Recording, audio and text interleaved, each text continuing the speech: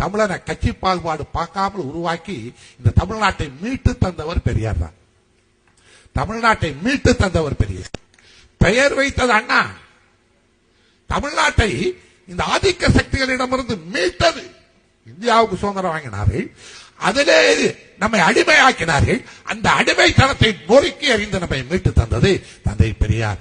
எந்த இடத்திலே வந்து அந்த காரியத்தை செய்கிறார்னா, ஒரு கோஷத்தை ராஜாஜி கவர்னர் ஜெனரலாகவும் இருந்தாரு. அவனு எவ்வளவு கெட்டிக்காரனுங்கிறதுக்கு இதுதான் அடையாளம். கல்கத்தாவில் கவர்னராகவும் இருந்தாரு. அதை விட்டுவிட்டு தமிழ்நாட்டில் 2 தடவை முதலமைச்சர் காலையில உட்காந்துட்டார்.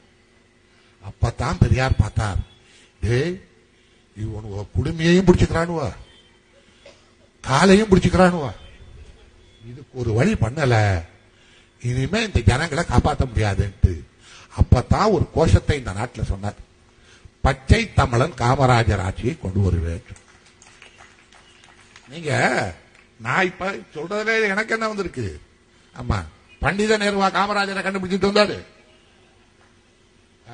இல்ல வெள்ளைக்காரன் கண்டுபிடிச்சிட்டு வந்தானா? காமராஜருங்கிற ஒரு தலைவரை விருதுநகர்ல போய் வாங்க, இந்த பாப்பானுகளுக்கு கோட்டையில உட்காந்து எவன் முத்திரத்தால் குத்திட்டு இருக்கானோ அவனை கீழே இறக்கணும்னா அது உடனே வச்சுட்டு தான் இருக்கணுவா?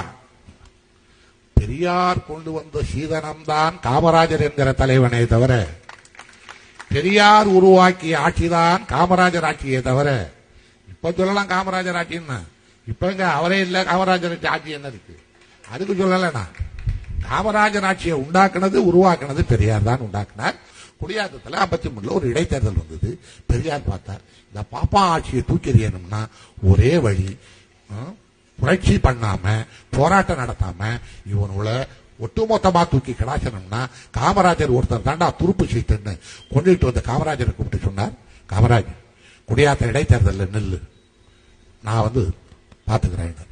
காமராஜர் சொன்னார், அப்ப இருந்த நிலைமையை பாருங்க, கண்ணீர் விட்டு அழுகணும், இந்த இனமே அழுகணும்.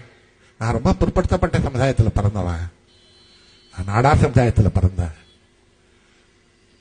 என்னைய கூட்டிட்டு போய் ராமநாதபுரம் ஜில்லாவில் பிறந்த என்னையே வடார்காடு ஜில்லாவில் போய் நீங்க தேர்தலில் நிக்க சொல்றீங்களே, எனக்கு யார் ஓட்டு போடுவா?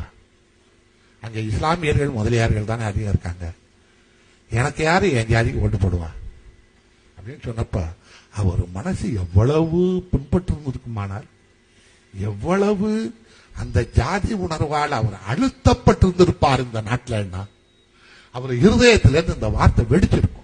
அப்பதான் பெரியார் சொன்னார், கடவுளையே கட்டுக்குள்ள வச்சிருக்க, கவலைப்படாத,